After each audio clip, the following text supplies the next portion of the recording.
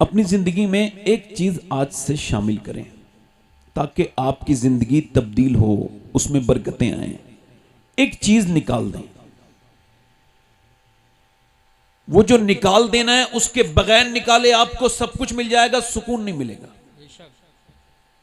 और जो चीज आपको ऐड करना है, एक रिमूव करना है, एक ऐड करना है, एक दाखिल करना है, शामिल, एक निकाल देना है, उसके बगैर शामिल किए आपको सुकून नहीं मिल सकता, चाहे आपके पास कुछ भी हो जाए दुनिया की नेमत।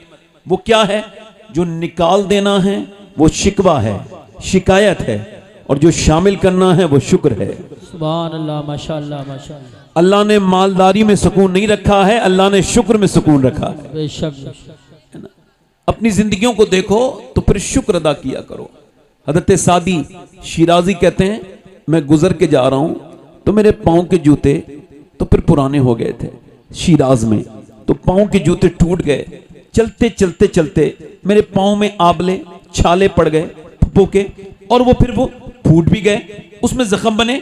मैंने दुआ की, ऐ अल्लाह अपने सादी को इतना तो दे दे कि वो जूते खरीद सके। कहते अगले मोड़ पे मुड़ा हूं तो एक बंदा देखा, उसके दोनों पांव नहीं थे। मैं सजदे में गिर गया, मैंने कहा मालिक मुझे माफ कर दे, मेरे पास पांव तो हैं, उसके पास तो पांव ही नहीं है। अल्लाह अकबर अल्लाह।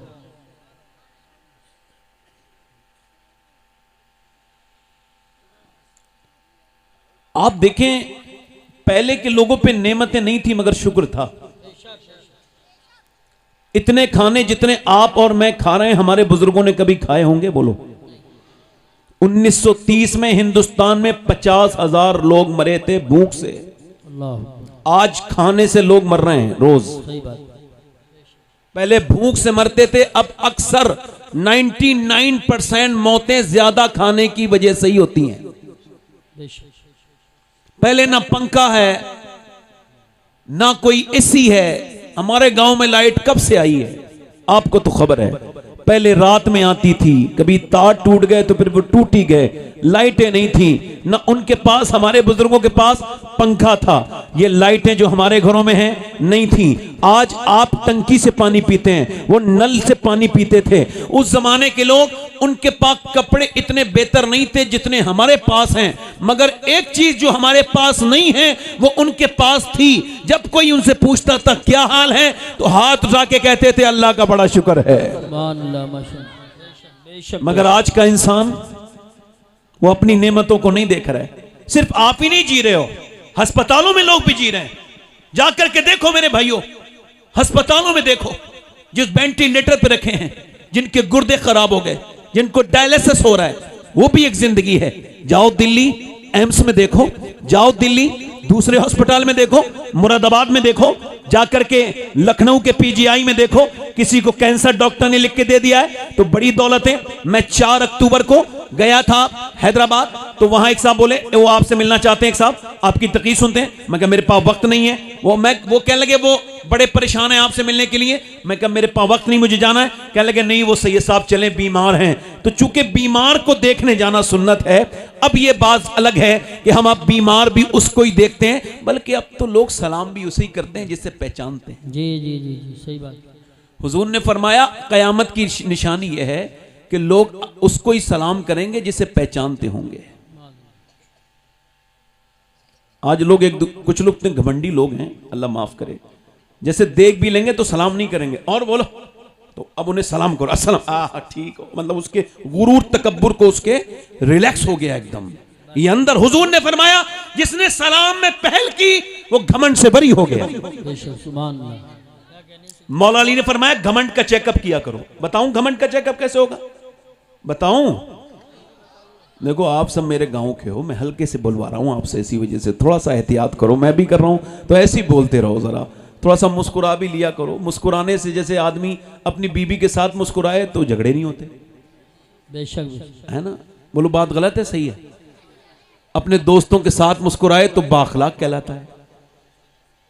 अच्छा ये फिल्टर वाले मोबाइल खरीद रहे हैं नौजवान आजकल, मोटी नाक छोटी हो जाएगी, पहचानोगे नहीं। मोबाइल में जो मैं हूं, यानी उसको भी खुद पता है मैं ऐसा नहीं हूं, मगर चूंकि दिल के खुश रखने को गालिब ये ख्याल अच्छा है, वो मोबाइल में अपनी नाक को छोटी करना, वो मोटी आंखें, वो सब फिल्टर। औरतें लाखों करोड़ों रुपया खर्च होते हैं, अरबों डॉलर खर्च होता है इस पर, ये कि औरतें खूबसूरत हो जाएं, कॉस्मेटिक पर, क्रीम पर, पाउडर पर, फेस वॉश पर।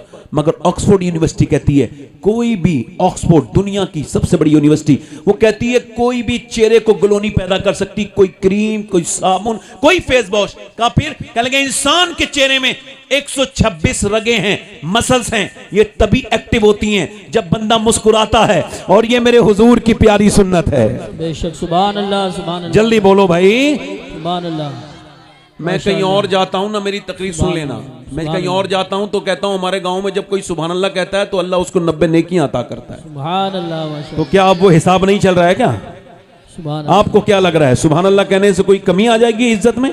अरे अल्लाह का जिक्र तुम यहां कर रहे हो, तुम चले जाओगे आप भूल जाओगे। ये अल्लाह के जिक्र का यही तो फायदा है। अल्लाह के रसूल फरमाते हैं, जमीन का एक हिस्सा दूसरे हिस्से पे फक्र करता है, प्राउड फील करता है कि मेरे ऊपर कल एक ऐसा बंदा गुजरा था जिसने अल्लाह को याद किया था या बैठा था। कभी अपनी बाइक रोक के जंगल में नमाज पढ़ो, कभी कार रोक के नमाज पढ़ो, तुम भूल जाओगे मगर वो जगह तुमको नहीं भूलेगी। कयामत के दिन कहेगी, मालिक इसे माफ कर दे, इसने वहां पे नमाज पढ़ी थी।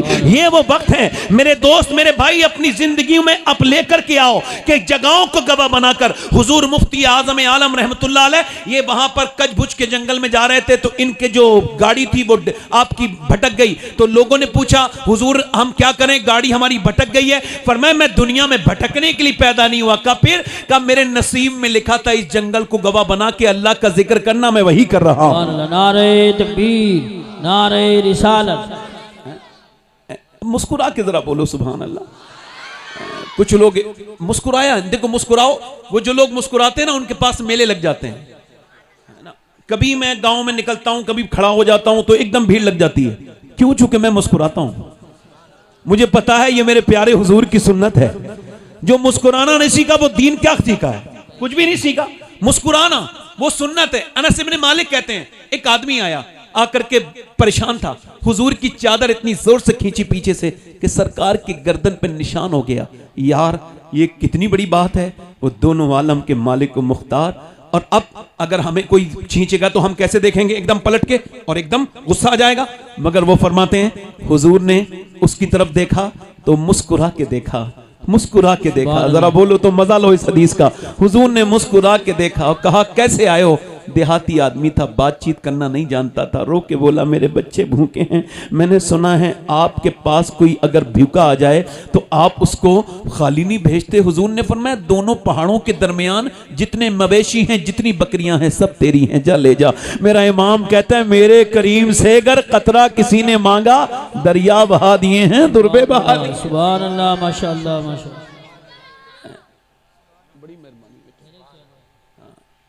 बेटे अभी मेहमान आएंगे तो पैसे देने, मुझे पैसे कोई ना दो, बैठ के बस सुन लो तकरीर, पैसे ना देना, बस बैठो। मेहमान आएंगे तो आप देंगे इंशाल्लाह। मैं तो आपके यहाँ का हूँ। अब मेरी बात सुनो, ध्यान से मेरी बात सुनना। मैं जो भाई आपसे अर्ज कर, तो ये आप ही सिर्फ दुनिया में नहीं रह रहे हैं, अस्पतालों में लोग हैं। तो वो मुझसे बोले चलिए। अच्छा मैं गया। हुजूर फरमाते हैं, जब कोई बीमार को देखने जाता है ना मेरा उम्मती, हालांकि अब बेचारा गरीब मर भी जाए ना तो उसके जनाजे में लोग नहीं होते। मालदार तो जरा छींक भी जोर से छींक देना तो लोग आ जाते हैं, क्या हो गया भाई, क्या हुआ, दवा ले लो, मैंने सुना है तबीयत खराब है। गरीब की लाशा निकल जाता है, गरीब के जनाजे में लोग शिरकत नहीं करते। कैसी मुनाफिकत है। मेरे आका फरमाते हैं, मेरा उम्मती जब किसी का नमाज जनाजा पढ़ता है और इस नियत से कि अल्लाह राजी हो जाए, और वो सच्ची नियत से अगर वो नमाज पढ़ ले, तो फरमाते हैं अल्लाह उसके सारे गुनाहों को माफ कर देता है। अल्लाह के रसूल फरमाते हैं, बीमार को देखने जाओ तो थोड़ी देर ठहरा करो। जरा जोर से तो बोलो सुभान अल्लाह।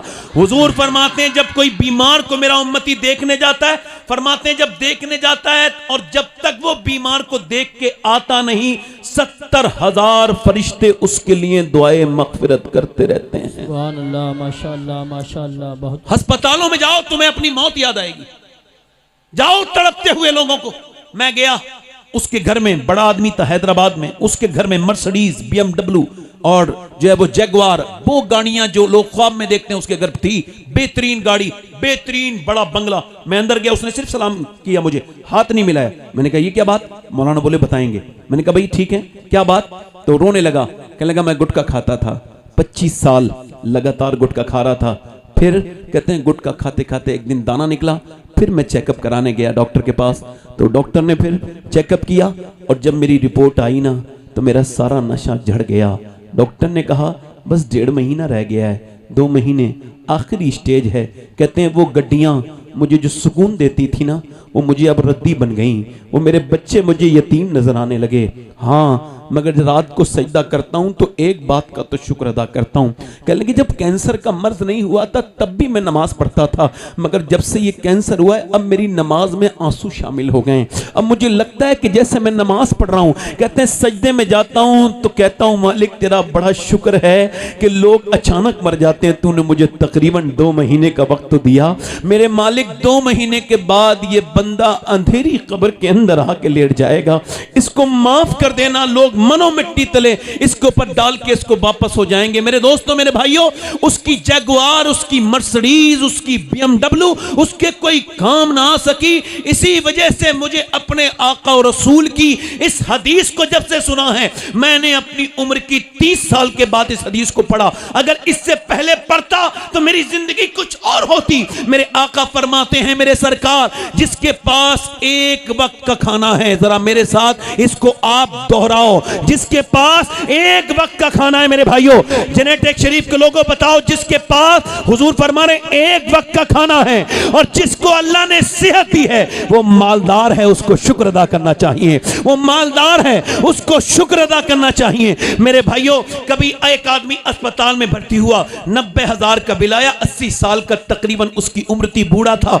और वो ठीक हो गया। उसको सांस लेने में कोई प्रॉब्लम थी, उसकी ऑक्सीजन लगा, ठीक हो गया। जैसी तबीयत उसकी ठीक हुई, बिल सामने देख के रोने लगा। डॉक्टर ने कहा पैसे ज्यादा लगते हैं? कहा नहीं नहीं नहीं, अल्लाह ने इतना दिया है, पूरा अस्पताल खरीद सकता हूं। कहा फिर रोते क्यों? कहा छोड़ो ना डॉक्टर, तुमको क्यों बताऊं? कहा बताओ ना डॉक्टर, बताओ ना बड़े मियां। रो के बोला बस बात यह है कि बस ये सोचने लगा था कि आपके अस्पताल में मैंने 1.5 दिन सांस लिया ऑक्सीजन मशीन से, तो आपने 90,000 का बिल बिठा दिया। अल्लाह की हवाओं में सांस लेते लेते मैं बूढ़ा हो गया।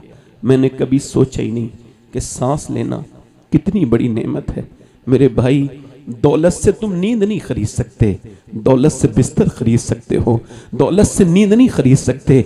अल्लाह ने तुमको नेमतें दी। नौजवानों तुम्हारी पास लंबी उम्र है और तुम मेरे यहाँ के रहने वाले हो, एक बात अपनी गांठ में बांध लेना, कभी शिकायत न करना, न गर्मी की न सर्दी की।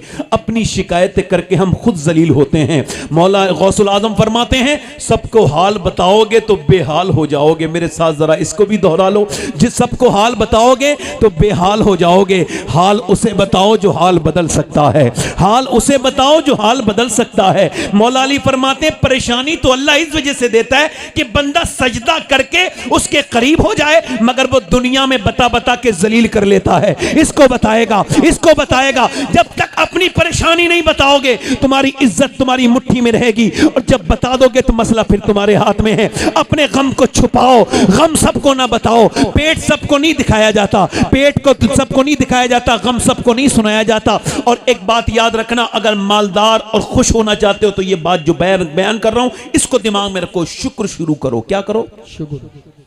क्या शुरू करो? बोलो जल्दी बोलो। और शुक्र से पैसे बढ़ते हैं, किसी मियाँ के ताबीज से बढ़ते हैं, ये मैं को कंफर्म नहीं बता सकता, हालांकि मैं भी मियाँ हूं, आप तो सब जानते ही हो। मगर ये मियाँ लोगों ने बड़ा मामला घपला कर दिया, अल्लाह माफ करे। रब से दूरी बना दी लोगों की। देखो जब मैं कोई ऐसी बात कहूं तो किधर दिमाग ना लगाना अपना, बहुत दिमाग लगाते हैं हमारे गांव के लोग। मैं कॉमन बात कर रहा हूं, अल्लाह माफ करे। मैं इस मिंबर पे मैं अगर किसी के बारे में जानबूझ के कोई बात करता हूं तो मैं आपसे मैं कसम खा सकता हूं किसी भी तरह की बात नहीं, मगर बता रहा हूं कि इस तरफ ना जाओ कि जब तुम्हें प्रॉब्लम आए तो किसी मियाँ के ताबीज के पास जाओ। नहीं नहीं, ये कोई फालतू बात है, इससे बचो। ताबीज बरकत की चीज होती है, मगर हर काम में ताबीज नहीं है। जब प्रॉब्लम आए तो शुक्र अदा करो। ताबीज की बरकत जरूरी है, हम मानते हैं, बरकत से मैं मुमकिन नहीं, मगर मेरी बात सुने आप, अपनी जिंदगी में शुक्र शुरू करें। इमाम गजाली कहते हैं, अब तरीका भी बता रहा हूं, बीबी अपने आदमी से कहे हमारे घर में सब कुछ ठीक है, बच्चे भी ठीक खा पी रहे, हम सब कुछ, यामीन भाई सब कुछ मामला कर रहे हैं, सब कुछ ठीक है हमारे घर में और खाना पीना भी सब कुछ है, मगर मेरा आदमी कहे ये मैं नहीं कर रहा हूं, बेशक अल्लाह कर रहा है। सुभान अल्लाह, सुभान अल्लाह। क्या कहे बोलो? ये जो घर में अनाज भरा हुआ है, ये घर में बरकत अल्लाह की है, ये रहमतें अल्लाह ने दी हैं। तो फिर औरत इस बात को सेकंड करे, बिल्कुल सही।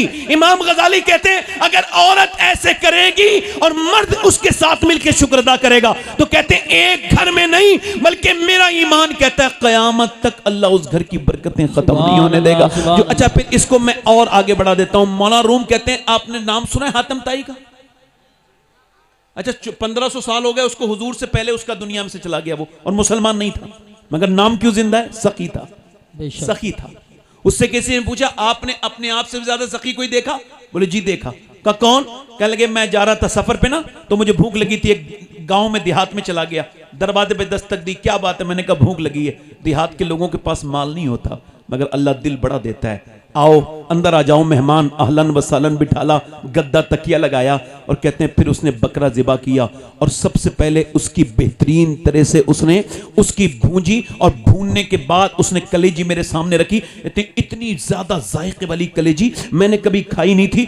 उसने मुझे देखा, मैंने उससे कहा भाई इतनी अच्छी कलेजी तो मैंने कभी नहीं खाई। वो थोड़ी देर के बाद फिर आया, 2 बकरे ज़िबा करके 2 कलेजी और सामने रख दी, का खाइए। वो उससे बेहतरीन भुनी हुई थी। मैंने कहा ये तो पहले से ज्यादा अच्छी है, ये तो पहले से अच्छी ज्यादा बुनी हुई है। कहते हैं उसने मुझे देखा और देखने के बाद कहा ठीक है। सुबह वो आया तो उसने फिर 2 बकरे की कलेजी मेरे सामने रखी, मगर हाथ जोड़ के खड़ा हो गया। क्या लगा आप तारीफ मत करना, बस खा लो। का क्या मतलब? का हमारे यहां जब कोई मेहमान तारीफ करता है तो इसका मतलब ये होता है उसे और चाहिए। जैसे कोई कहता है बिरयानी अच्छी लग रही है और ले लो, कोई कहता है ये खीर अच्छी लग रही है और ले लो। कहते हैं अब इसका मतलब यह है कि आप तारीफ ना करें, चूंकि आप तारीफ करेंगे तो मैं शर्मिंदा हो जाऊंगा। कहा क्यों? कहा जितने बकरे थे सब मैंने ज़िबा कर दिए, अब मेरे पास कुछ बचा नहीं, अब तारीफ मत करना, खा लो। मौलाना रूम कहते हैं इसका मतलब साफ है, इंसान की तारीफ करे तो इंसान का दिल भी करता है और दे और दे, मगर इंसान एक दिन कहता है बस भाई हो गया, मेरे पास अब नहीं है। मगर अल्लाह के खजानों में कोई कमी नहीं है, तुम उसका शुक्र अदा करते जाओगे, वो तुम्हें नवाजता चला जाएगा। लाइन शकरतुम लाज़ीदन्नकुम, तुम शुक्र करो वो नेमतें बढ़ाता चला जाएगा। नारे तकबीर, नारे रिसालत, नारे हैदरी, नारे गौसियत, मसलके आला हजरत, फैजान आला हजरत, अजमत मुस्तफ़ा कॉन्फ्रेंस, हजरत अल्लामा सैयद शबाहत मियां साहब क़िबला। जबान काट लेना, मगर ये ना कहना गर्मी बहुत हो रही है ना। ये बताओ गर्मी कौन करता है? तो जो गर्मी पे एतराज करता है वो किस पे करता है? एक बार हवा मदीने में तेज चली थी, एक सिहाबी ने बस इतना कहा हवा तेज चल रही है। हुजूर ने फरमाया ऐसे ना कहो कि हवा तेज चल रही, बल्कि यूं कहो मेरा रब चला रहा है तो हवा तेज चल रही है। सुभान अल्लाह। अपनी जिंदगियों में शुक्र शामिल करें। और मैंने जो आयत पढ़ी है उसका तर्जुमा करता हूं। बेटा मोबाइल ना देखो, सीधे नीचे को बैठ कर दो। बिल्कुल, जो चीज मुझे आपसे गुजारिश है सब लोगों से, थोड़ा सा ध्यान दें। अच्छा, ये मोबाइल भी बीमारी बन गया आजकल जी। हाँ हाँ, बाथरूम तक में नहीं छोड़ रहा है आदमी, लेटरिन में लेके जाता है। हंसना नहीं हंसना नहीं। देखो मोबाइल में आपको दिखाऊंगा नहीं, कारी साहब अपना मोबाइल दे दो। आप एक बात समझा रहा हूँ आपको, नौजवानों को। ये मोबाइल जब मैं खाना खाता हूँ तो अलग रख देता हूँ। हालांकि बच्चों को जो खाना खाते खाते बच्चे मोबाइल देखते हैं, उनके बारे में ये रिसर्च है कि मैदे के मरीज हो रहे हैं, यहाँ तक के उनको लीवर का कैंसर तक हो रहा है। वो बच्चे जो मोबाइल देख के, चूंकि ये सही का खाना चबा नहीं पाते और खाने पे ध्यान नहीं देते, तो खाना लगता भी नहीं। मोबाइल देख रहा है आदमी, खाना भी खा रहा है, ठीक है, अब मोबाइल साथ में है। मैं अपनी बात कर रहा हूँ, जब मैं खाना खाता हूँ तो मोबाइल अलग रख देता हूँ, बाथरूम में जाता हूँ मोबाइल कोई मुझसे बात करे तो बेवकूफ़ों की तरह मोबाइल में नहीं लगा रहता, उससे बात करता हूँ। मगर सुने आप, मगर अब जब ये ऐसा हाल बन जाए, अब तक तो मैं मोबाइल का हूँ मालिक, चूंकि ये मेरी मर्जी पर है, मगर ये जब मुझे बाथरूम में ना छोड़े, घर में ना छोड़े, मस्जिद में ना छोड़े, जलसे में ना छोड़े, स्टेज पे ना छोड़े, तो अब मेरा मालिक बन गया मोबाइल। जी जी। इससे आपको बचना है। मोबाइल को अपना मालिक, ये सोचने की तमीज चुको। अब मैं अपनी बात शुरू कर रहा हूं। अल्लाह फरमाता है अल्हाकुमुत तकासुर हत्ता ज़ुरतुमुल मकाबिर। अल्लाह फरमाता है तुम्हें गाफिल रखा माल की ज्यादा तलबी ने। अल्हाकुमुत तकासुर। ए बेटा, ए बच्चे बोलो मत, अलग बैठो, उधर जाके बैठो, तुम उठो, उधर बैठो, अलग अलग बैठो, ठीक है बस ठीक। अल्लाह फरमाता है तुम्हें गाफिल रखा माल की ज्यादा। हुजूर फरमाते हैं आदम की औलाद को अल्लाह एक जंगल भर के सोना दे दे। कितनी जंगल भर के? ये उसको एक दिन में ठिकाने लगा के दूसरे दिन दूसरा जंगल तलाश करने चला जाएगा। हुजूर फरमाते हैं उम्र बढ़ती है, और हुजूर फरमा रहे हैं मगर दो चीजें जवान होती हैं। बताऊं कौन सी चीजें? दो। उम्र के साथ दो चीजें जवान होती हैं। उम्र में इंसान बूढ़ा, मगर दो चीजें जवान। फरमाते हैं एक तो पैसे की ख्वाहिश, दूसरा जीने की तमन्ना और आरज़ू। ठीक है? अल्लाह क्या फरमाता है? तुम्हें गाफिल रखा माल की ज्यादा, तलबी ने ज्यादा, तलबी ने। ये जो तलब है, यहां भी माल, चाहे हराम चाहे हलाल, बस माल होना चाहिए। और बैंकों में जमा कर रहे हैं। कितने लोग ऐसे हैं जिन पे हज फर्ज है मगर पैसे के लालची हैं, बिल्कुल हज भी नहीं करेंगे, ना ज़कात देंगे, उसको अपने अंदर रखे हुए हैं और उसको माज़अल्लाह उस पैसे का जो है ना वो गलत मिसयूज करते हैं। कुछ लोग समझते हैं हमने पैसा रख लिया तो ये हमारा बच गया, जो बैंकों में है वो बच गया। नहीं नहीं नहीं, जो प्लाटें खरीदी गई वो बच गया। नहीं नहीं नहीं, जो जमीनें खरीद के डाल दी वो बच गया। नहीं नहीं नहीं, ये नहीं बचा। अल्लाह के रसूल ने एक बकरी ज़िबा की, उसको फिर अल्लाह के राह में आपने सदका कर दिया, उसको अल्लाह की राह में दे दिया। उसके बाद घर तशरीफ लेकर के आए और पूछा आयशा क्या बचा? तो उन्होंने अर्ज की या रसूल अल्लाह ये 5-6 बोटी बची हैं। फरमाया ये नहीं बचा, बचा वो है जो अल्लाह की राह में चला गया। सुभान अल्लाह, सुभान अल्लाह, बेशक बेशक। अब कुछ लोग ये समझते हैं ना मैं मस्जिद को दूंगा, नहीं मदरसे को नहीं दूंगा, मगर जब शादी होगी तब देखना मेरे पास कितना कम पैसा है। न मस्जिद को देगा, न मदरसे को देगा, न आलिम से मुसाफा करेगा। अगर डॉक्टरों से बचना चाहते हो तो अपनी मस्जिद के इमामों से मुसाफे भर के किया करो। वाह वाह वाह, क्या कहने से, वाह वाह वाह वाह, बहुत अच्छी बात है माशाअल्लाह, सुभान अल्लाह। बोलो तो यार, बोलो तो है। ये पैसा कौन सा पैसा, ये कौन सा पैसा? तेरे बाद तेरे लिए पैसा ये जहर बन जाएगा। तूने पैसा कमाया। अब अल्लाह फरमाता है अल्हाकुमुत तकासुर हत्ता ज़ुरतुमुल मकाबिर, तुम्हें गाफिल रखा माल की ज्यादा तलबी ने, हत्ता ज़ुरतुमुल मकाबिर, यहां तक कि तुमने कब्रों के मुंह देख लिए। कहां चले गए? बोलो, कब्रों के मुंह देख लिए। यहां तक कि तुमने कब्रों के मुंह देख लिए, यानी कब्रों में चले गए। अब वो आगे बात करता है, आगे इरशाद फरमाता है, अल्लाह फरमाता है कल्ला सौफा तालमून सुम्मा कल्ला सौफा तालमून, फरमाता है कि हाँ हाँ जान जाओगे, हाँ हाँ जल्द जान जाओगे। फिर फरमाता है सुम्मा कल्ला सौफा तालमून, फिर हाँ हाँ जल्द जान जाओगे। यानी बात एक ही है। और देखो 2 बार कह रहा है, इधर कान खोल के मेरी तरफ देखो, अल्लाह कितनी मर्तबा कह रहा है? 2 बार। बात एक ही है मगर 2 बार। कल्ला सौफा तालमून सुम्मा कल्ला सौफा तालमून, हाँ हाँ जान जाओगे। फिर कहता है सुम्मा कल्ला सौफा तालमून, सुम्मा का मतलब है फिर, यानी मैं इसको ऐसे समझ लीजिए, मैं तुमको बता रहा हूं फिर बता रहा हूं, समझे?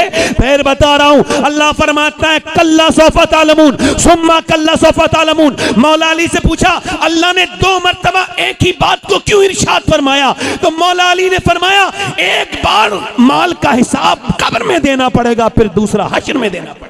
क्या बात है, सुभान अल्लाह, सुभान अल्लाह, माशाअल्लाह। जवाब नहीं, बहुत अच्छा। एक बार जल्दी बोलो, इधर बोलो, जल्दी बोलो।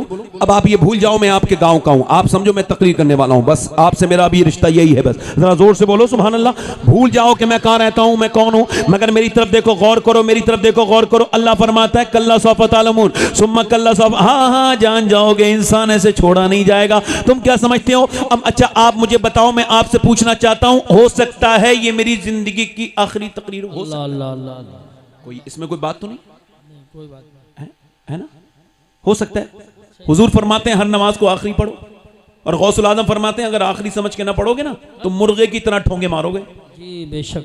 कुछ लोग ऐसे हैं बेचारे पूरी जिंदगी नमाज पढ़ने गए, अभी बीबी से बात करने का सलीका नहीं सीखे, इमाम उनसे नाराज, और दूसरों का नमाज नहीं पढ़ने देंगे। किसी का हाथ देखेंगे, किसी का पैर देखेंगे। कुछ तो इतने खूसट बूढ़े होते हैं, जब ये कहीं के नहीं रहते हैं तो मस्जिद में जाके खुराफात करते हैं।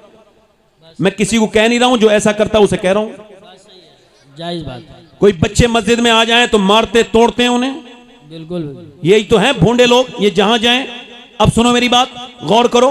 आपसे मैं कह रहा हूं, मेरी बात ध्यान दें, आप गौर करें।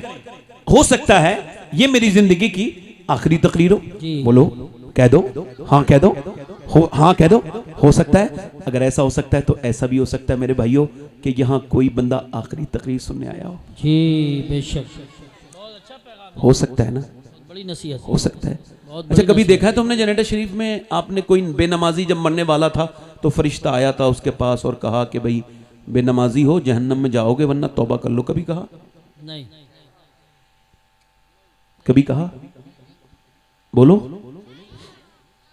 कभी कहा? किसी बेनमाजी से हुजूर फरमाते हैं बेनमाजी जब मरेगा इतनी प्यास लगेगी, इतनी प्यास लगेगी कि 7 समंदरों का पानी भी पी ले तब भी उसकी प्यास नहीं बुझ सकती।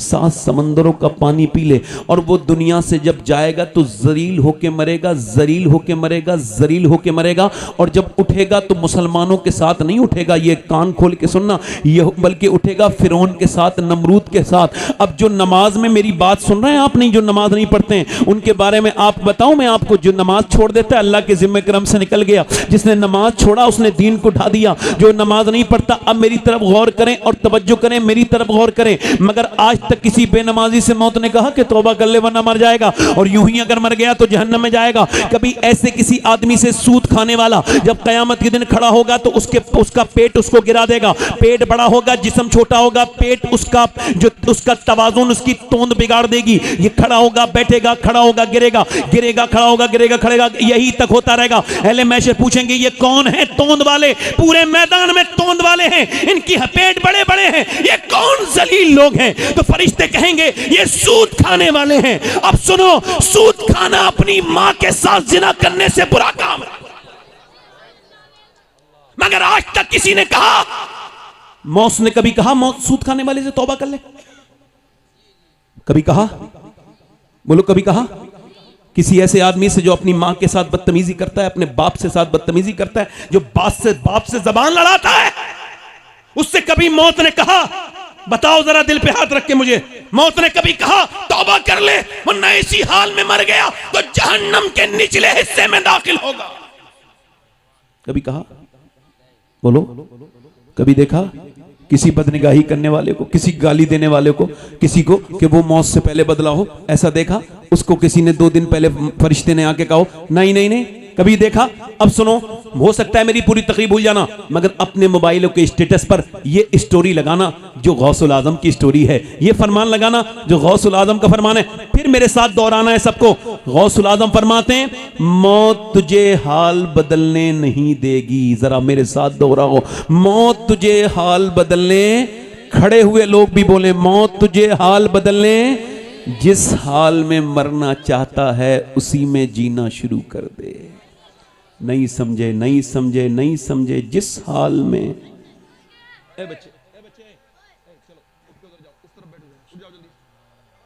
बेटा उठ जाओ, मेरे बेटे उठ जाओ, जाओ एक तरफ बैठो। मौत तुझे हाल बदलने, अब बोलना नहीं बेटे, इधर देखो, सुनो। ए बेटा सुनने आए हो, इधर देखो, सुनो, बस बोलो मत, बोलना नहीं। मौत तुझे हाल बदलने, जिस हाल में मरना चाहता है उसी में जीना, जीना, जीना। अच्छा मौत हाल बदलने नहीं देती। बेनमाजी ऐसी मर गया, बेनमाजी मर गया, अल्लाह अकबर। अब आप उसके बारे में क्या बात कर रहे हैं वो एक अलग बात है। सुनिए, 22 साल का नौजवान है, दिल्ली में फिल्म थिएटर में आजकल नौजवान लड़के, हमारे गांव के भी मैंने सुना है, खूब थिएटरों में जाते हैं, थिएटर में फिल्म देख के निकल के बाहर को जा रहा है। 22 साल का नौजवान, 6 एप्स हैं उसके, बेहतरीन, कड़ियल, अच्छा बेहतरीन सेहतमंद आदमी है, जा रहा है। उसने ऐसा सोचा नहीं है कि ये उसकी जिंदगी की आखिरी सफर है, उसकी जिंदगी का। उसने बाइक तेज चलाई, उसने तेजी के साथ बाइक चलाई, उसने मुंह में गुटखा डाला हुआ था, उसने कानों में गाने सुन रखे थे। चलते चलते उसको मौत ने इतनी भी मोहलत न दी कि वो अपनी बाइक रोक लेता। दिल का दौड़ा उसको पड़ा इसी के ऊपर, और इसी बाइक के ऊपर ये पहले गिरा, बाद में इसकी बाइक गिरी। मौत ने इसको कानों का गाना भी नहीं बंद करने दिया दिया। मौत ने इसको अपने मुंह से गुटका भी नहीं थूकने दिया। जब ये गिरा तो इसका जबड़ा तोड़ दिया रोड ने। इसका वो चेहरा जो इसके ये सैलून में जाके जो बाल वाले की दुकान पे जाके एक एक चीज चेक करता था, फिर उसके ऊपर ये लगाता था वो लगाता था, ये पूरा चेहरा लिथड़ गया। उस रोड की कंकरी ने पूरा बिगाड़ के रख दिया। और फिर जब चला इसको पोस्टमार्टम हाउस पहुंचा दिया गया। पोस्टमार्टम हाउस अब चाहे कोई भी चला जाए, चाहे कोई भी, अगर वो अननेचुरल मौत मरा है, मर्द हो औरत बच्चा जवान कोई भी, उसके सारे कपड़े उतार दिए जाते हैं। उसके बाद फिर किया जाता है, उसके बाद फिर उसको जो है वो उसके ऊपर पहले छेनी और हथौड़ी से काटते थे, उसके सर को पहले, फिर यहां फाड़ते थे। अब ऐसा नहीं करते, उनके पास ग्राइंडर है लकड़ी वाला, यहां से डालेंगे पूरा कर्र से पूरा खाड़ के और ये निकालेंगे ऊपर का हिस्सा, और इसके ऊपर वो जो भी देखेंगे ये फाड़ेंगे पूरा, यहां से लेके यहां तक पूरा फाड़ के इसको बिल्कुल जो है ना चीर देंगे। और उसके बाद ये उसमें मोटी मोटी सुई से तागे लगाते हैं, सूजे से जिसको हमारे यहां कहते हैं, उसको मोटी मोटी सुई से इसके आगे ये लगाएंगे टांके, और फिर कट से अंदर दाखिल करेंगे, फिर बाहर करेंगे। और मैंने अपने एक आदमी को मैंने गुस्ल दिया था, तो मैंने वो भी 18 साल का लड़का था, मैंने उसका सर जब उठाया, और मैं गुस्ल देता हूं, अल्लाह का शुक्र है कभी मुझे मौका मिल जाए और मैं कभी किसी की जनाजे में जाऊं तो कोशिश करता हूं कि मैं गुस्ल करूं। इससे दिल हल्का होता है, इससे दिल से गुनाह की आदत खत्म हो जाती है, दिल सख्त हो तो नाज मुलायम हो जाता है। मैंने उसका सर उठाया तो उसकी जो हड्डी थी सफेद मेरी उंगली में लगी और मैं रोने लगा। एक साहब ने कहा क्या तकलीफ होती है? मैंने कहा नहीं, मेरे आका फरमाते हैं जब मुर्दे का हाथ पकड़ा जाता है तो मुर्दा कहता है मेरा हाथ आराम से पकड़ गुस्ल देने वाले, तेरे हाथ उठाने से मुझे तकलीफ होती है। जब हाथ उठाने से तकलीफ होती है, हुजूर फरमाते हैं जनाजा लेके चलते हैं तो वो कहता है मुझे कब्रिस्तान पहुंचाने वालों जरा हल्के हल्के अपने कदम रखो, तुम्हारे कदम की धमक से मुझे तकलीफ होती है, तुम्हारे कदम की धमक से मुझे तकलीफ होती है, तुम्हारे कदमों की धमक से मुझे तकलीफ होती है। अल्लाह अकबर। हजरत ईसा अपनी वालदा सैयदा मरियम की कब्र पे गए और जाके बोले मेरी वालदा मरियम अब मैं मुर्दे जिला लेता हूं और तू मेरी मां है, तुझे देखने का दिल करता है, तू कहे तो अल्लाह के हुक्म से तुझे जिलाऊं। अंदर से आवाज आई ना ना ना मेरे बेटे ईसा, मेरी जब रूह निकली थी मुझे इतनी तकलीफ हुई थी जिसका एहसास मुझे अभी तक हो रहा है। हजरत सैयदना अबू हुरैरा कोई जरा सा पढ़ लिख गया तो उसके अंदर से ये खौफ मौत का चला गया। हालांकि मेरे आका करीम के सहाबा इकराम रोते थे मौत को याद करके। हके बरा इब्ने आजिब कहते हैं अल्लाह के रसूल एक कब्रिस्तान में गए, कब्र तैयार होने में थोड़ी देर थी, हुजूर के आंसू टप टप टप टप टप इतने गिरे कि वो जगह भीग गई। फिर फरमाया सबको तुमको इसी रास्ते से गुजरना है, मौत को ना भूलना मेरे सहाबा। ओ मेरे दोस्तों मेरे भाइयों जरा कान खोलो और मेरी तरफ देखो। ये जो तकरीर कर रहा है एक दिन इसको भी ऐसे ही मर जाना है जैसे इसके बुजुर्ग दुनिया से चले गए, और तुम सब हम सब ये सब दुनिया से चले जाएंगे। मौत किसी को नहीं छोड़ेगी, ना अमीर को छोड़े, ना गरीब को छोड़े, ना बादशाह को छोड़े, ना फकीर को छोड़े, ना आलिम को छोड़े, ना जाहिल को छोड़े, ना मुत्तकी को छोड़े, ना परहेजगार को छोड़े, ना मुरीद को छोड़े, ना पीर को छोड़े, ना शहंशाह को छोड़े, ना विधायक को छोड़े, ना मंत्री को छोड़े, ना किसी प्रधानमंत्री को छोड़े। मौत ने ना किसी को छोड़ा है, ना किसी को छोड़ेगी, ना किसरा को छोड़ा, ना किसी सिकंदर को छोड़ा, ना दारा को छोड़ा। अजल ने ही किसरा न छोड़ा ना दारा, इससे सिकंदर सफाते भी हारा। जगह जी लगाने की दुनिया नहीं है, ये इबरत की जा है, तमाशा नहीं है। मेरे भाई मेरे दोस्त इधर देख, मैं आपसे गुजारिश कर रहा हूं, मैं इस वजह से रो रहा हूं मेरे भाई। मैंने उससे कहा कि मैं दिन रात सफर में रहता हूं, अपने मालिक से दुआ करता हूं मालिक मुझे पोस्टमार्टम वाली मौत से बचा लेना मेरे करीम। वो पोस्टमार्टम वाली मौत से बचाकर अपने महबूब के मदीने में मौत अता करना, अपने महबूब के जलवों के तले अपने महबूब के सदके से बस गुंबदे खजरा के आसपास कहीं मौत अता करना मेरे मालिक। उस मौत से बचाना जिसमें तेरी नाराजगी हो, उस मौत से बचाना जिसमें तू नाराज हो, वो मौत देना जिससे तू राजी हो जाए। आपको मौत में दिलचस्पी नहीं है, ये करीब में स्कूल वाला कब्रिस्तान है, इसमें हर तरह का मुर्दा है। 18 साल का मौजूद हैगा, 20 साल का मुर्दा मौजूद होगा, तुम गौर करोगे तो 25 साल का भी होगा, तुम गौर करोगे तो 30 साल का भी होगा। तुमको दिलचस्पी क्यों नहीं है मौत में? मुझे बताओ जरा, तुम क्यों मौत के बारे में नहीं सोचते? जबकि 25 साल के भी कब्र है, ये हर हर उम्र का आदमी जो दफन है कब्रिस्तान में, ये पूरी दुनिया के ये ऐलान है कि जब वो न बचे तो तुम भी नहीं बचोगे, कोई नहीं बचेगा। बड़े बड़े शहंशाहों को मौत आ गई मेरे दोस्तों मेरे भाइयों, उसका जनाजा वहां से उठा, उसको उन्होंने गुस्ल करके काली पन्नी में लपेट के दे दिया। 22 साल की मैयत जब आती है तो दिल पे क्या गुजरती है। जब माँ ने देखा हाय मेरा लाल, हाय मेरा बेटा, माँ के हालात बिगड़े हैं। हम बहन कहती है मेरा वीर, मेरे भाई। अब बाप कहता है मेरी कमर टूट गई, मेरा अकेला बेटा। मगर मियाँ सबके दिल के हाल एक जैसे नहीं होते। चलो चलो दुकानें बंद हैं, दफन करो,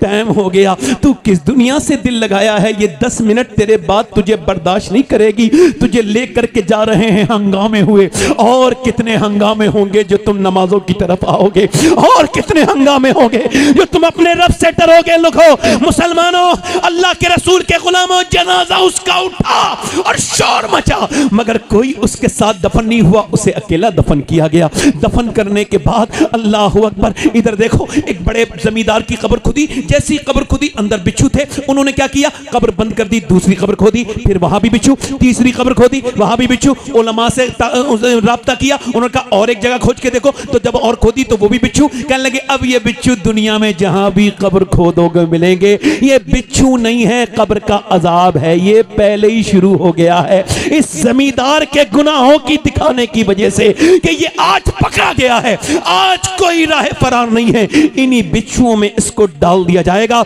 अल्लाहु अकबर। हज़रत ज़ैद बिन साबित बयान करते हैं, हदीस शरीफ बुखारी शरीफ की हदीस है, वो मुस्लिम शरीफ की हदीस है। ज़ैद बिन साबित कहते हैं अल्लाह के रसूल कबीला बनी नज्जार की तरफ गए और फिर आपकी ऊँटनी डिसबैलेंस होने लगी। हुजूर की आंखों में आंसू आए। हमने अर्ज की हुजूर ये बिदअत क्यों रही है ऊँटनी आपकी, और आपकी आंखों में आंसू के। फरमाया वो कब्रिस्तान है, कब्र वालों पे अजाब हो रहा है, मेरी ऊँटनी उसकी आवाज सुन के बिदक रही है। फरमाते हैं अगर मुझे डर ना होता कि तुम कब्र में अपने मुर्दे दफन करना बंद कर दोगे तो मैं तुम्हें दिखाता कि कब्र का अजाब क्या होता है, दिखाता कि कब्र का अजाब क्या होता है। उसको दफन कर दिया गया, उसको लोग दफन करके लौट गए, कोई नहीं रुकता, ना भाई रुके। वो कहता है, हुजूर फरमाते हैं जब दफन होता है तो कहता है मेरे दोस्तों थोड़ी देर तो रुक जाओ, मेरे दोस्तों कितनी रातें मैंने तुम्हारे साथ गुजारी, थोड़ी देर, मगर तुमने देखा नहीं तुम फातिहा पढ़ने के लिए भी कुछ लोग नहीं रुकते। बोलो बात सही है नहीं? आज कब्रिस्तान में मजाक करते देखा है मैंने, लोगों को आपस में दुनियादारी की बातें करते देखा है। अल्लाह अकबर। जिस उम्मत का नबी कब्रिस्तान में आके रोए, उस उम्मत की बातें ठिट्टे लगाना बड़ी बेहूदगी है, बर्बादी का सबब है। इस वजह से थोड़ी जाते हैं लोग आजकल माज़अल्लाह इल्ला माशाअल्लाह कि लोग अल्लाह के लिए या उसके सवाब के लिए, नहीं ये मेरी दफन में गया था, मैं भी गया हूं, ये आजकल चलन बन गया है। अरे मौत को तो दुनियादारी में न कहो, मौत के साथ तो दुनियादारी ना करो, तुम जिसका सुनो चले जाओ। मेरे दोस्तों मेरे भाइयों, उसको दफन कर दिया गया और कोई नहीं रुका। वो कहता है मेरे दोस्तों रुको, कोई नहीं रुका। अल्लाह के रसूल के गुलामों, सवाल मेरे नौजवानों से है कि वो फिल्म देख के मरा था, उसने अपनी उन आंखों से हुजूर को कैसे देखा होगा जिन आंखों से वो गंदी तस्वीर देख के मरा था। अल्लाह अकबर, अल्लाह। बताओ, इधर देखो, इधर देखो, कल है दीदार का दिन, आज यहाँ आंख बेकार है, क्या होना है। छुप के लोगों से किए, जिसके मेरे नौजवानों को यहूदियों ने इजराइल में बैठे बैठे बर्बाद कर दिया। इंस्टाग्राम इजराइल का, फेसबुक इजराइल का। और आपको बताऊं, ऐसी कोई वीडियो आपके मोबाइल में आज तक चली नहीं जो इल्म में, अल्लाह के इल्म में ना हो, जिसे अल्लाह ने देखा ना हो। कोई छोटी से छोटी वीडियो कोई ऐसी नहीं है, कोई ऐसा रास्ता नहीं था जहां तुम चल रहे थे, तुमने किसी की बेटी को बुरी नजर से देखा था तो उसने देखा नहीं था। आंखों से देखना ये फिजिकल तो नहीं, मगर ये दिमाग, आंखों का जिना है, आंखों का जिना है ये। मेरे भाई तेरी आंखें नहीं नहीं नहीं, मेरे आका फरमाते हैं ये अल्लाह की अमानत है। आंखें क्यों बनाई गई? अल्लाह के दीदार के लिए। अच्छा, ऐसे मरना चाहते हो कि तुम मरो तो तुम्हें लोग ये याद दिलाएं। ये इधर देखो मेरे दोस्तों, मेरे दोस्तों, तुम मोबाइल के लिए पैदा किए गए थे। ये आजकल नौजवान बर्बाद नहीं हो रहे हैं, इनको किसी से कोई मतलब नहीं, बस मोबाइल में लगे हुए हैं। जब तक डेटा के खत्म ओए यार 10 मिनट जाके उससे पूछ जो मरने जा रहा है, जिसका पूरा जिस्म फालिज में हो गया, यानी मरने से पहले पूरा जिस्म काम नहीं करता, सिर्फ ये हिस्सा इसमें रूह रह जाती है, और वो देखता है फरिश्तों को तो कहता है मुझे एक बार बार नमाज पढ़ने दे। वो कहता है नहीं नहीं नहीं, एक बार नहीं नहीं नहीं, आंखें बंद होती हैं तब खुलती तब है जब बंद होने वाली होती है। इस वजह से दुनिया में आपको आए थे कि अब तुम मरोगे तो ऐसे मरोगे। अच्छा, मौला अली फरमाते हैं मैंने अपनी आंखों से कभी अपना प्राइवेट पार्ट, अपनी शर्मगाह नहीं देखी। क्यों नहीं देखी? जायज तो है। फरमाते जिन आंखों से हुजूर को देखता था शर्म आती थी। अच्छा ये बताओ जन्नत शरीफ वालों, सब हुजूर से प्यार करते हो, अगर सरकार यहां आ जाएं तो तुम क्या देख सकते हो, नजर उठा सकते हो? नहीं नहीं नहीं। आला हजरत फरमाते हैं मुजरिम को न शर्माओ अहबाब, कफन ढक दो, मुंह देख के क्या होगा, पर्दे में भलाई है। नौजवान अगर तूने अपनी आंखों को मजबूत न किया तो तेरी जिंदगी बर्बाद कर देगी ये तेरी आदत। मेरे दोस्त, एक आदमी है हजरत सैयदना इमाम हसन बसरी के पास एक हाफिज कुरान आया और उनका मुरीद था सबसे मजबूत तनाटन, इतना मजबूत हाफिज पूरे बसरा में कोई नहीं था। और जाके कहने लगा हुजूर मैं बर्बाद हो गया। कांपने लगा। और क्या हुआ? ओ हुजूर बर्बाद हो गया। ओ बता तो क्या हुआ? ओ हुजूर बर्बाद हो गया। ओ बता तो। कहने लगा मैं एक लड़की का पीछा कर रहा था, उसने मुझे पलट के देखा, कहा तुझे शर्म नहीं आती? एक तो तू मुसलमान, दूसरा हाफिज कुरान, फिर भी मुझे पलट के देखता है। कहा हुजूर उसके अल्फाज सीने के ऊपर असर कर गए और फिर तब से लेके अब तक मैं पूरा कुरान भूल गया, एक भी आयत मुझे याद नहीं। अभी मेरा कुरान निकला है, कहीं मेरा ईमान न निकल जाए। अरे पढ़े लिखे लोग फेसबुक चलाते हैं मगर कुरान नहीं पढ़ पाते, कुरान नहीं पढ़ पाते। कहीं ऐसा तो नहीं अल्लाह नाराज हो गया है, हमारे घरों में हमारी कोई इज्जत नहीं रही। इस मुल्क में आज हम हर जगह जलील हो रहे हैं। उसकी वजह यही है कि हम वो मुसलमान नहीं रहे जो थे, वो मुसलमान नहीं रहे जो मुसलमान कल थे। वो कोई और थे, हट न सकते थे अगर जंग में अड़ जाते थे। पांव शेरों के भी मैदान से वो ये से वाले मुसलमान नहीं थे। वो ये नहीं थे कि मियां अब इमाम हसन बसरी इतना रोए कि बेहोश हो गए। और जब होश आया तो कल लोगों तौबा करो, मैंने जितने लोगों का ईमान छिनते देखा है, यानी बर्बादी, वो वही है जिनकी आंखें खराब थी, जिन्होंने दूसरों की लड़कियों को बुरी नजर से देखा था, जिन्होंने दूसरों की बहनों को बुरी नजर से देखा था। एक सवाल आपसे यह है, कैसे मरना चाहते हो? ऐसे कि लोग तुम्हें कलमा याद दिलाएं फिर भी तुमने रूह निकलते देखी कुछ लोगों की? मैंने सुना है, आपने भी सुना, हमने बचपन से सुना है फलां का दम नहीं निकल रहा है। सुना है? दम नहीं, क्यों नहीं निकल रहा है? रूह नहीं निकल रही है। लोग कह रहे कलमा पढ़, उसे कुछ याद ही नहीं है। ऐसी मौत न मरो कि तुम मरते वक्त तुम्हें लोग कलमा भी याद दिलाएं तो तुम उल्टी सीधी बात करो उससे। क्या बात? ऐसी कहते हैं लोग, और इस वजह से कहते हैं ज्यादा मत कहो कलमा, ज्यादा कलमे को ना कहो। उलमा कहते हैं ज्यादा ना कहो, क्यों? क्योंकि क्या पता उल्टी सीधी बात कह दे। बिल्कुल। अच्छा, ऐसा कि कलमा तुम्हें लोग, ऐसा कलमा ऐसा ना मरो कि तुम्हें लोग कलमा याद दिलाएं। नहीं नहीं नहीं नहीं, बल्कि ऐसे मरो कि तुम दुनिया से जा रहे हो तो दुनिया वालों को कलमा याद दिला के चले जाओ। इतना कलमा पढ़ो। हमारे ताया जिनका ये मजार है, हकीम अहमद शाह रहमतुल्लाह अलैह, अहमद अली शाह रहमतुल्लाह अलैह, वो कहते थे जबान से तो काम करते हो मगर अब हाथ से ही तो काम करते हो, मगर जबान से कलमा पढ़ा करो। और इतना पढ़ो, इतना पढ़ो कि तुम खामोश हो जाओ तो तुम्हारा दिल कलमा पढ़ने लगे। अल्लाह उनकी खबर पे रहमत की बारिश करे, अल्लाह उनकी मगफिरत फरमाए। आप तो सब ये बड़े बड़े लोग जानते हैं, नए लोगों को नहीं पता होगा। अब बड़े नेक इंसान थे मेरे ताया, अल्लाह उनके बख्शे। ये बात इस वजह से कह रहा हूं कि मैंने इतना कुरान पढ़ता हुआ आज तक किसी आदमी को नहीं देखा जितना मैंने उन्हें कुरान पढ़ता हुआ देखा है। 6-7 सिपारे रोज पढ़ते थे और वो कहते थे मेरे लाल, आज उनकी ये मजार करीब में है तो ये बात कह रहा हूं, वो कहते थे मेरे बेटे जिस खानदान से कुरान निकले वो कुरान घर बर्बाद हो जाए। बेशक बेशक। अल्लाह अल्लाह। कारी मोहम्मद अली फैजी साहब आ रहे हैं, बड़ी खामोशी के साथ, आप खड़े नहीं होंगे। जी जी, नारे तकबीर। अच्छा, ये आ भी रहे हैं, आपको खुश गौसियत मसलके आला हजरत हजरत कारी मोहम्मद अली साहब को फैजी बराओ शरीफ। ए भाई, ए इधर कौन, इधर दिखाने, इधर देखो, बैठो वहीं, बैठ जाओ मेरे बेटे, बैठ जाओ। अच्छे इंसान हो ना, बैठ जाओ मेरे बेटे, बैठ जाओ। अच्छे इंसान हो, अच्छे लोग ऐसी बात नहीं करते बेटे। मैं कोई गलत बात कर रहा हूं? कोई बात बुरी लग गई मेरी क्या? हैं? अच्छा ठीक है, जाओ जाओ जाओ जाओ, आ जाना। नाम बता के जाओ, क्या नाम है? हैं? अब्बा का नाम भी बताओ। इरशाद। चलो ठीक है, जाओ।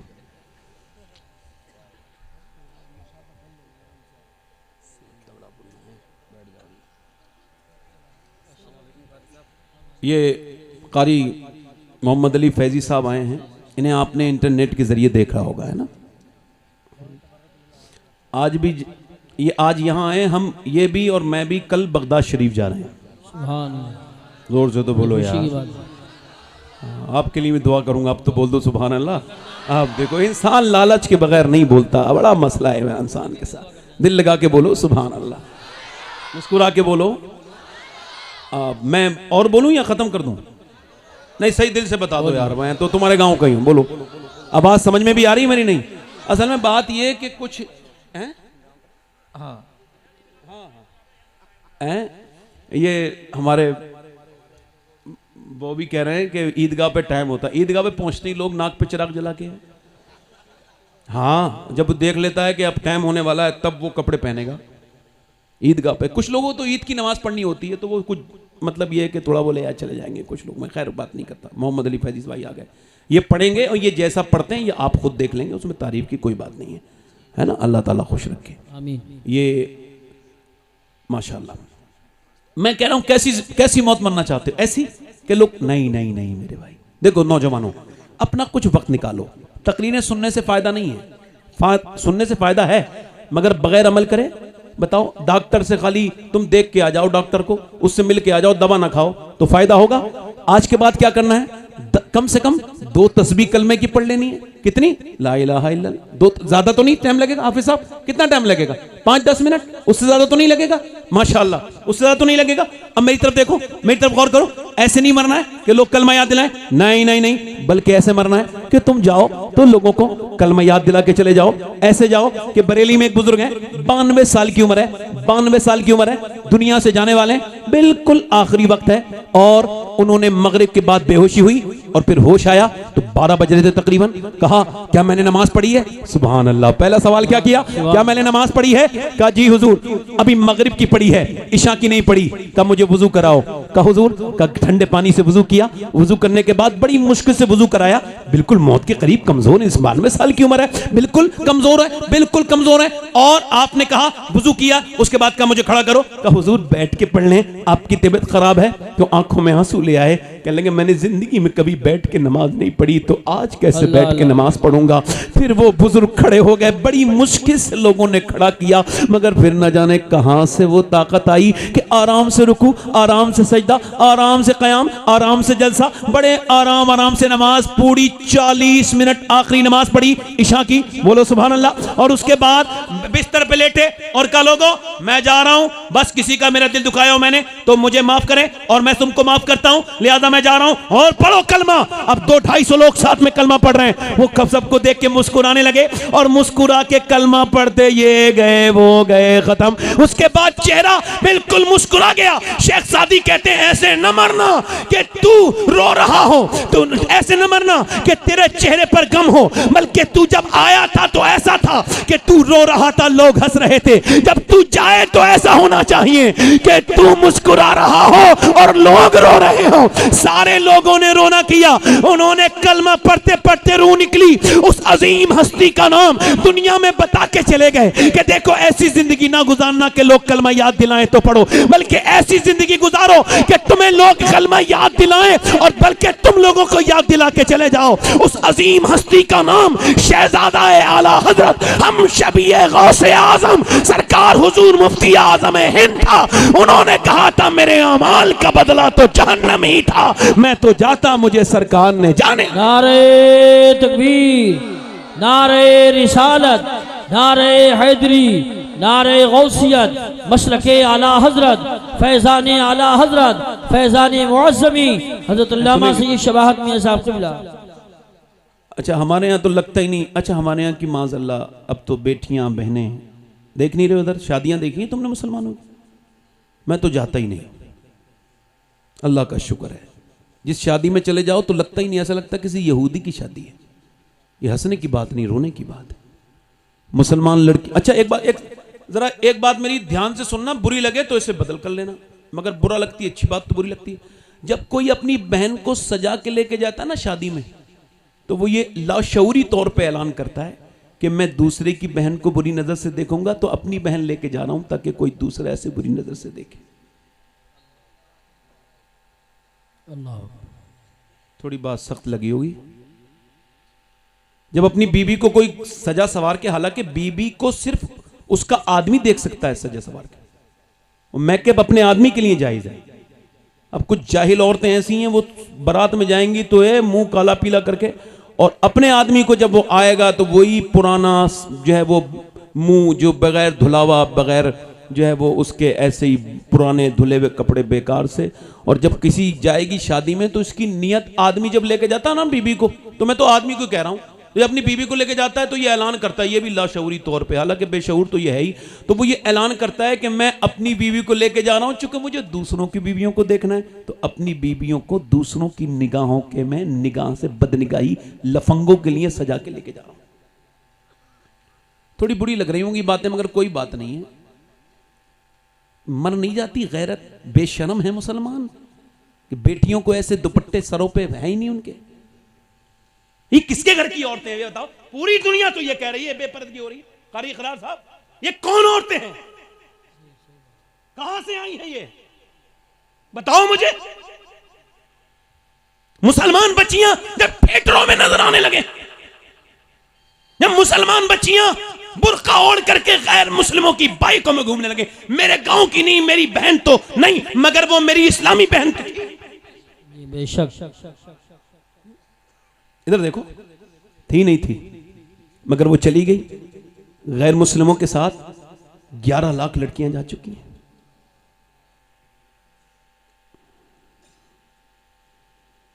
तालीम क्या होती है? तालीम लानत है ऐसी तालीम पर जो मेरे और तुम्हारे घर की हया छीन ले,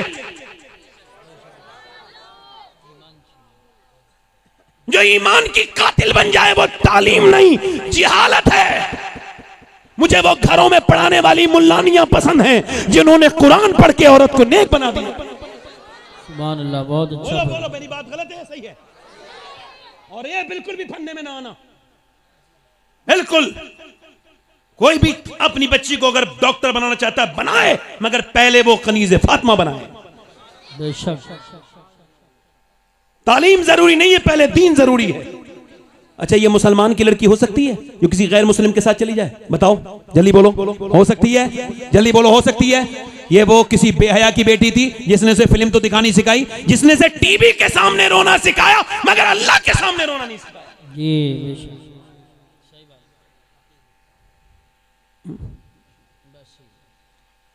ये मुसलमान है, मैं इन्हें मुसलमान सही मानों में नहीं मानता, बड़ा एहतियात से बोलता हूं, सही मानों में नहीं मानता। अच्छा, ये मुसलमान है तो अल्लाह का शुक्र है मैं सैयद हूं, और आप तो सब जानते हो ना, अल्हम्दुलिल्लाह।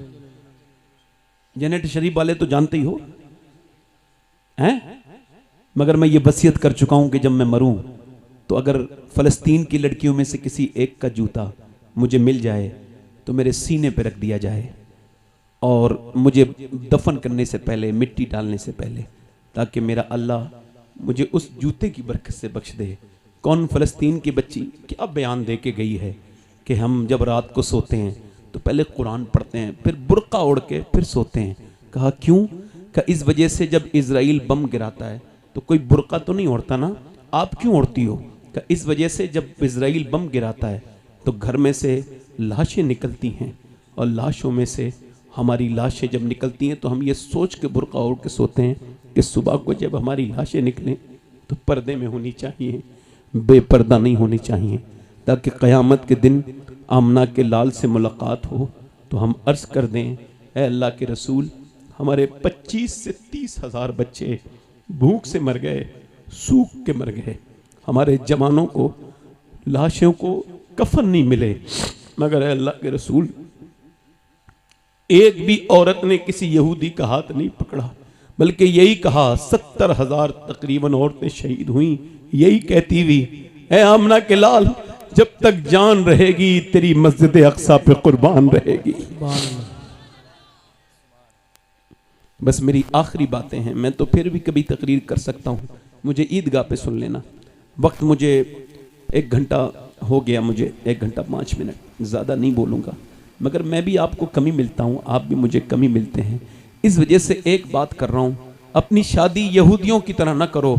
एक ज़मीन पे ऐसी भी शादी हुई है कि उसके बाद ज़मीन पे ना तो ऐसा कोई दूल्हा बना, ना तो कोई ऐसी दुल्हन है। वो किसकी शादी है? नबियों के बाद सबसे खूबसूरत जोड़ा है सैयदा फातिमा ज़हरा और मौला अली का, जरा जोर से तो बोलो। और शादी हुई है, और शादी कैसी सीधी सादी शादी, साफ साफ कोई जहेज नहीं। आजकल के कुछ मौलवियों को तक मैं जानता हूं जिन्होंने तकरीरें तो ये की कि जहेज नहीं लेना चाहिए, मगर अपनी शादियों में उन्होंने कारें ली। ये बड़ी बेहूदगी है, शादियों में कारें लेते हैं। और यार इधर देखो, आज का नौजवान, वो मेरे साथ, मैं सैयद हूं मगर उसके हाथ भी चूम सकता हूं, नौजवान के जिसकी शादी नहीं हुई हो, और वो इस महफिल में ऐलान करे मैं जब शादी करूंगा तो बगैर जहेज के करूंगा। जब उससे कोई पूछे क्यों, उसका बाप कहे नहीं मेरे पास इतनी जमीन, अरे होगी जमीन, अब्बा मैं बगैर इसके शादी करूंगा जहेज के। क्योंकि मुसलमान बच्चियां इसी जहेज की लानत की वजह से गैर मुस्लिमों के घरों में जा रही हैं। मैं शादी बगैर जहेज के करूंगा। जब बाप कहे क्यों, का इस वजह से कि मेरे नबी को यही शादी पसंद है और मैं किसी से जहेज नहीं लूंगा, क्योंकि मुझे पता है मेरे बरेली के इमाम ने फरमाया कौन देता है देने को मुंह चाहिए, देने वाला है सच्चा हमारा नबी। नारे तकबीर, नारे रिसालत, नारे हैदरी, नारे गौसियत, मशरके आला हजरत, फैजान आला हजरत, अज़मत मुस्तफ़ा कॉन्फ्रेंस, सरजमीन जन्नत शरीफ, हजरत सैयद साहब क़िबला। बस मेरे दोस्तों, मैंने पहले ही कहा था हो सकता है आखिरी तकरीर हो, तो सुनो, हुजूर की बेटी दुल्हन बनी है, जरा जोर से तो बोलो सुभान अल्लाह। जमीन पे नबियों के बाद इतना बेहतरीन जोड़ा किसी का नहीं जितना अली और फातिमा का जोड़ा है। हजरत मौला अली कहते हैं मैं अंदर गया अपने कमरे में, बीबी को देखा तो मैं रोने लगा, और उन्होंने मुझसे पूछा क्या आपको ये शादी पसंद न थी जो रोते हैं? तो कहते हैं मैं खड़ा हो गया, आगे बढ़ा, मैंने कहा फातिमा ऐसी बात नहीं है, मैं इस वजह से रो रहा हूं कि आप, कोई भी लड़की जब दुल्हन बनती है तो नए एक जोड़ी कपड़े, इधर देखो जरा, इसको एहसास करना, आप मेरे गांव के लोगों, इसको एहसास करना, ये कितनी बड़ी बात हुजूर की मौला अली कह रहे हैं। मैं देख रहा हूं कि कोई भी लड़की जब दुल्हन बनती है तो एक जोड़ी नए कपड़े पहन लेती है। मैं सोच रहा हूं कि आपके चेहरे पे कोई शिकन नहीं, जबान पे कोई शिकवा नहीं, मगर दोनों आलिम को मालिक मुख्तार की बेटी जिस कपड़े में दुल्हन बनी है उसमें 17 फहमद लगे हैं। ओहो, हजरत अली को देखा तो सैयदा आगे बढ़ी, बड़े बाप की बड़ी बेटी आगे बढ़ी, हुजूर के हजरत अली का हाथ पकड़ा और कहा मेरे सरताज बिल्कुल भी गम न करें। मेरे अब्बा ने जब मुझे रुखसत किया था और बचपन से यही समझाया था, मेरी लाडली फातिमा, अल्लाह कपड़ों से राजी नहीं होता, अल्लाह तो सजदों से राजी होता है। सजदों से। अम्मी आयशा फरमाती एक दिन हुजूर से मैंने कहा हुजूर आपकी बेटी आ गई, हुजूर उठ के खड़े हो गए। और बेटी तो बेटी होती है ना, तो ये जो चादर है ना इसमें कुछ बंधा हुआ था, तो क्या फातिमा क्या लेके आई हो? ऐसे करके खोली अपनी चादर तो एक रोटी निकली, अब्बा ये रोटी लाई हूँ। हुजूर ने वो रोटी उठाई, मुंह में उसको एक लुकमा खाया तो हुजूर की आंखों से आंसू। अब्बा क्यों रोते हैं? फरमाया फातिमा और तो कोई बात नहीं है, 5 दिन के बाद तेरे बाप के मुंह में ये पहला लुकमा गया है। अल्लाह अकबर, बेटी तो बेटी होती, अब्बा आप खाएं। अली लाए थे जौ, मैंने उसको जौ को रोटी बनाई, उसे कुएं से पानी भी भर के लाई, फिर मैंने हसन हुसैन को भी खिला दी, अब्बा अली को भी खिला दी, मगर मैंने नहीं खाई। मैंने सोचा पहले अपने अब्बा को खिलाऊंगी उसके बाद खाऊंगी। मेरा इमाम कहता है जिसका आंचल न देखा मोह मेहर ने, उस रिदाए नज़ाहत पे लाखों सलाम। नौजवानों ये कोई तकरीर नहीं है, मैंने यहाँ तारीख इसी वजह से दी है कि हमारे गांव में भी ऐसी शादियां बहुत हो रही हैं। तुम नाचते हो, तुम डांस करते हो, तुम डीजे नचाते हो। ओए मेरे भाइयों, जो ऐसा करते हैं उनसे हाथ जोड़ के कहता हूँ आखिरत बड़ी सख्त है, अल्लाह को नाराज ना करो। मेरे भाइयों मेरे दोस्तों, जहेजों वाली शादी ना करो, अपनी शादियों को बरकत वाली शादी बनाओ। और मैंने चूंकि लंबी ज्यादा तकरीर नहीं करनी है, एक आखिरी बात और, अपनी बहनों को ये बात कर दी, एक आखिरी बात और कह रहा हूं कि अगर माँ बाप जिंदा है ना तो उनका ख्याल रखो। कारी साहब जैसे माँ बाप चले जाए ना तो फिर माँ बाप नहीं मिलते। मैं 1 साल में ये भी जाते हैं मेरे साथ, जब मैं जहाँ जहाँ जाता हूँ ये जाते हैं, और मैं जहाँ जहाँ आखिरत में भी जाऊँगा ये जाएंगे। तो ये जाते हैं। तो मैं 2017 में गया था अपनी अम्मी के साथ, मेरी बड़ी अम्मा भी गई थी और अम्मी भी गई थी। तो मेरी अम्मा ने मुझे मेरी अम्मी ने मुझे हज कराया, मैंने उसको नहीं कराया। ये कितनी झूठी बात है। कितनी छोटी बात है कि मैंने अपने माँ बाप को हज करा दिया। यार माँ बाप की दुआओं से हज होते हैं, बेशक। माँ बाप को कोई दुआ कराता है। तो मेरी अम्मी जो है ना वो आ रहे थे मदीने से, तो मदीने से आते वक्त लोग रोते हैं हाजी लोग कि मदीना छूट रहा है।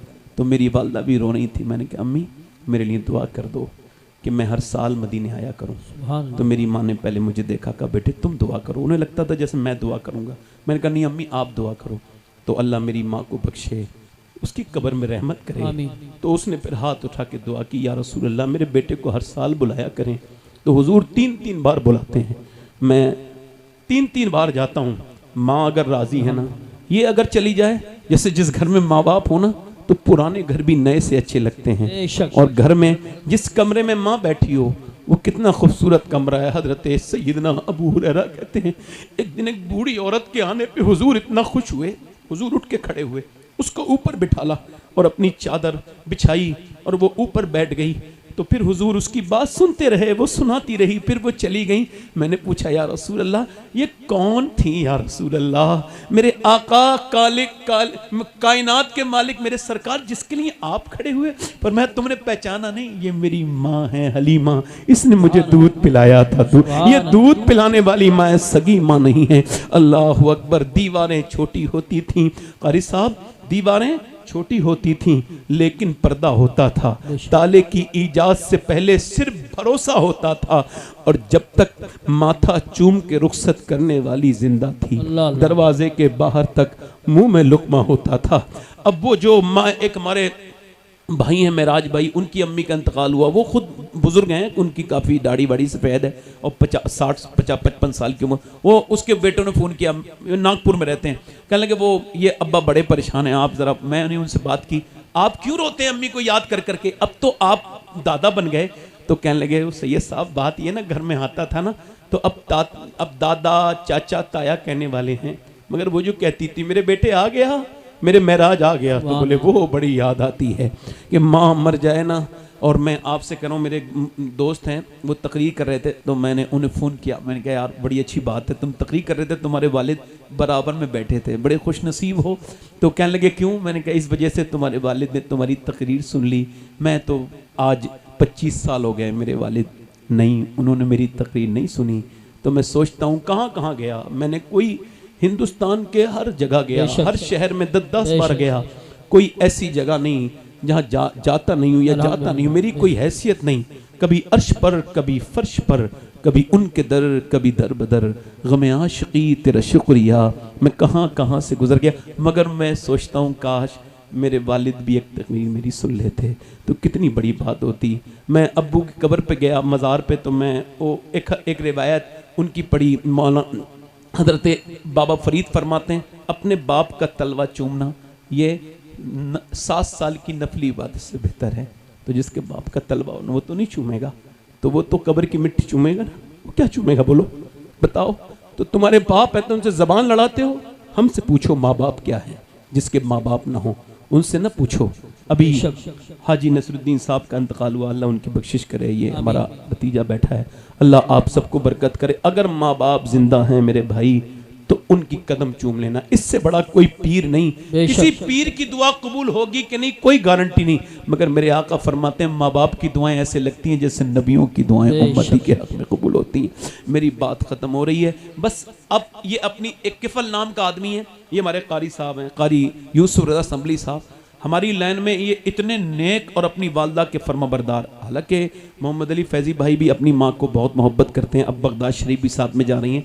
कारी साहब हज करने जा रहे हैं अपनी माँ के साथ, क्योंकि जो माँ के मर्तबे को जानता है उसे ही तो पता होगा ना। जिसे जो जाहिल है उसे कुछ नहीं पता, वो इधर उधर जाएगा, मज़ार पे अजमेर में जाके फ़ोटो खिंचवाएगा, अजमेर में जाके ईद की नमाज़ पढ़ेगा, माँ के सलाम नहीं करता। अरे तू कहीं भी चला जा, अगर काबे का गिलाफ पकड़ के भी मर जा और तूने अगर माँ का दिल दुखाया है तो तू जहन्नम में जाएगा, और अगर तू अपने गाँव में भी मर जाए माँ बाप राजी है तो इंशाअल्लाह जन्नत में जाएगा। नारे तकबीर, नारे रिसालत। देख कर वालिदैन के रुख को जिसके दिल में गुलाब खिल जाए, है ये कौले रसूल के उसको एक हज का सवाब मिल जाए। सुभान अल्लाह, क्या बात है सैयद साहब, बहुत मैंने अपनी बात खत्म कर देनी है, बस आपसे एक गुजारिश। किफल नाम का एक आदमी है, नौजवानों तुमसे गुजारिश, किफल नाम का एक लड़का है, हर रात एक नई लड़की के साथ जिना करता है। ये हदीस शरीफ हुजूर फरमा रहे हैं।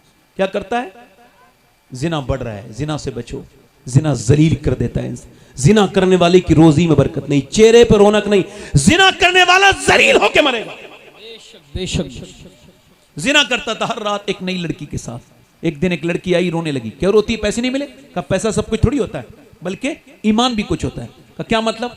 कि जब मैं रात को सजदा करती हूँ तब भी अल्लाह देख लेता है, और आज मैं जब तेरे साथ अपना जिस्म बेचने आई हूँ ना, तब भी अल्लाह मुझे, मगर अल्लाह जानता है कि उसकी बंदी मजबूर है, मैं कभी ये ना काम ना करती। उस मालिक से यही करूँ, मालिक तू तो गवाह है कि तेरी बंदी ने कभी जिना नहीं किया, तो माफ़ कर देना। मजबूर थी ना, बहुत रोई, इतनी रोई कि उसके आंसुओं से किफल का दिल बदल गया। बोला जा जा, मैं तुझे अपनी बहन बनाता हूँ, जा ये पैसे ले, तूने मेरी आंखें खोल दी, जा। हुजूर फरमाते सारे पैसे उसको दे दिए। और वो फिर क्या हुआ? फिर उसके बाद अल्लाह अकबर, वो सजदे में गया और बोला मालिक एक रात आई थी, कितनी बरकत वाली थी, मैंने उसके हाथ तक नहीं लगाया, और मैंने तो कितनी लड़कियों की इज्जतें लूटी हैं। अगर मेरी तरह कोई गुनहगार नहीं, फिर ये दिल पे उसके लग गई बात, तो फिर तेरे तरह करेम भी कोई नहीं। ऐसा रोया, रूह निकल गई, मर गया।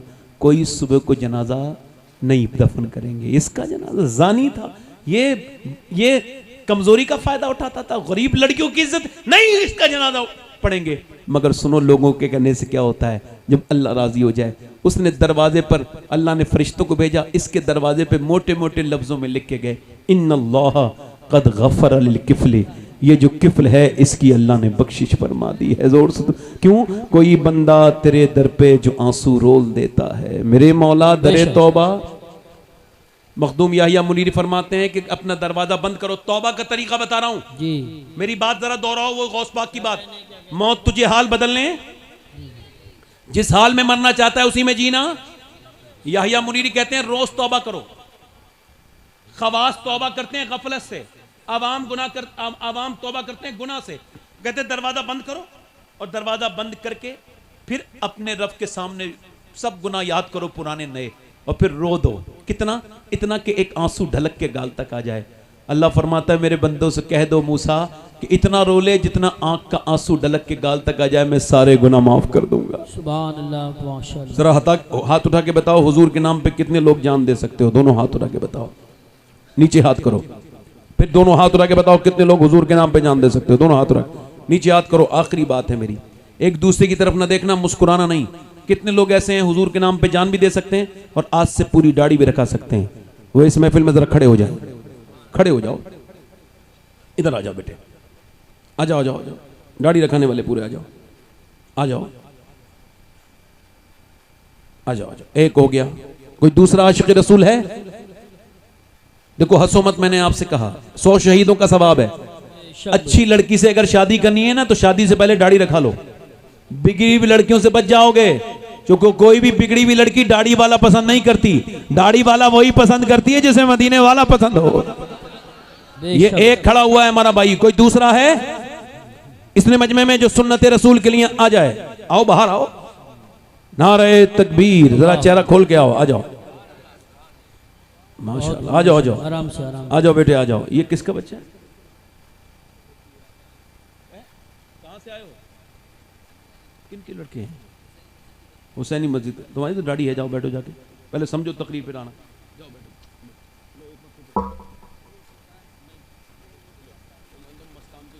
जाओ वैसे लेके जाओ। 2 हो गए। कोई तीसरा आशिक रसूल है? 100 शहीदों का सवाब है। जैसे ये निकल गए, ये क्या यहूदियों की तरह चेहरे बना रखे हैं, मुंडा मुंडा के खराब कर लिए? सुन्नत है 100 शहीद। आज से कौन ऐसा मुसलमान है नौजवान जो इस महफिल में कहे अब तक जिया था सभी के लिए, आज से जीऊंगा अपने प्यारे नबी के लिए, जो कि ताजुश शरिया कह के गए हैं, जिंदगी ये नहीं है सभी के लिए, जिंदगी है नबी की, नबी के लिए। सुभान अल्लाह, माशाअल्लाह। है कोई काफी पुराने बैठे हैं, दाढ़ी मुड़ा के समझते हैं कि जवान हो जाएंगे। बेटे बैठ जाओ, तुम छोटे हो, भी बैठ जाओ। हंसना नहीं भाई, ये कह रहे हैं कोई तो काफी पुराने बैठे हैं, दाढ़ी मुड़ा के, सफेद दाढ़ियों को काला करा के, ये समझ रहे हैं कि ये हम जवान हो गए। आला फरमाते हैं, आला हजरत फरमाते हैं, मैं नहीं कह रहा हूं, बैल के सींग काटने से बछड़ा नहीं बनता, बैल का बैल ही रहता है। दो ही लोग खड़े हुए हैं, 50-50 खड़े होते हैं।